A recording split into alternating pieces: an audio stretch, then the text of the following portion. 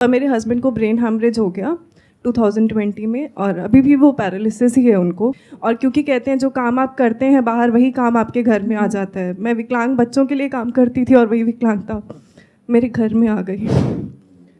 तो मेरा क्वेश्चन आपसे ये है, जैसे जब ये सब कुछ होता है तो आपकी फैमिलीज़ बहुत आसानी से आपको छोड़ के चली जाती हैं। जैसे आपने कहा कि कर्मा, जब हम कर्म की बात कर रहे हैं, हम ऐसा कैसे सोच सकते हैं कि हमें इस एज में ये हमारे कर्मों का फल है? क्योंकि मुझे इस जन्म में ऐसा कुछ कर्म याद नहीं आता है कि मैंने ऐसा कुछ किया हो। पर आपके साथ ऐसा हुआ, उसमें आप किसी को दोष मत दीजिए।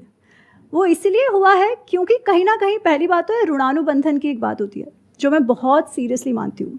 पिछले जन्मों का कहो, जो भी कहो, जिनके साथ जितना समय जिस परिस्थिति में निभाना होता है ना, वो निभाना ही पड़ता है। जहाँ तक वो ऋणानुबंधन है वो रहता है। जब वो ऋणानुबंधन खत्म हो जाए ना, तब आप कितना ही प्रयत्न करो वो नहीं रहता। It was at this moment that he knew he fucked up. NANI? お前はもう死んでいる。कि यहाँ पर सुपरस्टिशन बहुत ज्यादा है, अंधविश्वास बहुत ज्यादा है, हमारी सबकी नस नस में दौड़ रहा है। तो होता क्या है कि कहीं भी कुछ गलत होता है हमारे साथ में तो हम कुछ ऐसी चीजों को ब्लेम करने लग जाते हैं जिसका दूर दूर तक उससे कोई कनेक्शन नहीं होता है।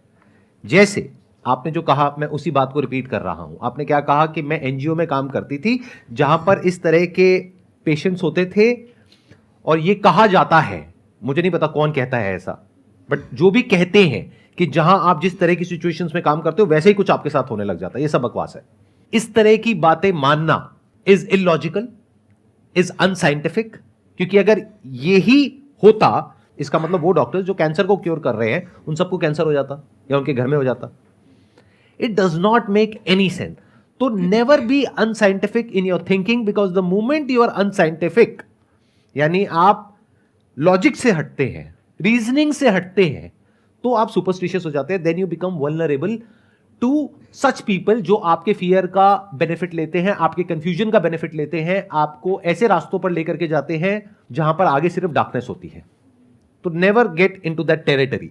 ये जो हमारे नोशंस हैं, अलग अलग जो रिलीजन्स हैं उनके अलग अलग नोशंस हैं।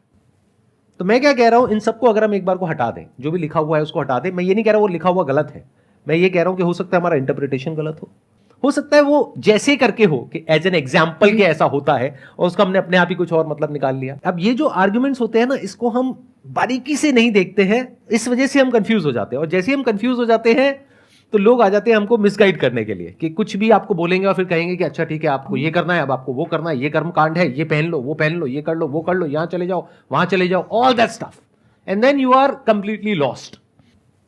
जैसे बहुत सारे लोग ये समझते हैं कि जो भी हम करते हैं वो हमने कुछ किया होता है और एक बीज की तरह होता है जो हमने बोया, अब उसका फल मिल रहा है। तो जब सोसाइटी में कोई रेप होता है उसके लिए किसको ब्लेम करोगे? उस इंसान को जिसके साथ में वो हो रहा है, क्योंकि पुराने जन्मों में उसने कुछ किया है। अगर ये लॉ ऑफ कर्मा की आपकी थ्योरी है तो अगर किसी के साथ में कुछ गलत हो रहा है तो क्यों हो रहा है, उसके पीछे बहुत सारे रीजंस हैं और वो रीजंस बहुत ही ऑब्वियस हैं। उसमें किसी मिस्टिकल बात को उनको बीच में घुसाने की जरूरत नहीं है।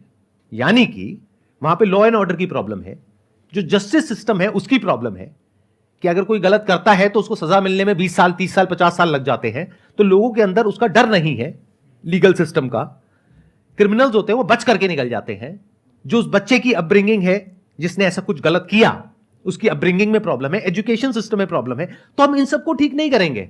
हम क्या करेंगे, इसका एक ओवर सिंप्लीफाइड आंसर उठा करके लोगों को दे देंगे, क्योंकि उसको समझाने में भी मेहनत नहीं है समझाने वाले को, और समझने वाले को भी अपना दिमाग नहीं लगाना है।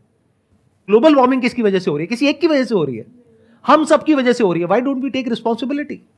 ह्यूमैनिटी की वजह से हो रही है। अच्छा, ग्लोबल वार्मिंग की वजह से अगर कहीं पर बाढ़ आती है, मान लेते हैं दुनिया के किसी पार्ट में आती है, जो आएगी फ्यूचर में, और वहां पर लाखों लोग मर जाते हैं, क्या उन लाखों लोगों ने कुछ गलत कर्म करे हैं जिस वजह से वो मर गए हैं? Does that make any sense to you guys? तो हो क्या रहा है, अगर ध्यान से समझोगे, ध्यान से ऑब्जर्व करोगे कि इस पूरे यूनिवर्स में कहीं पर भी अलग अलग कहीं कुछ है ही नहीं। Everything is inter related and interconnected. तो जो भी एक इंसान कुछ कर रहा है उसका डायरेक्टली या इनडायरेक्टली असर पूरी सोसाइटी पे आ रहा है।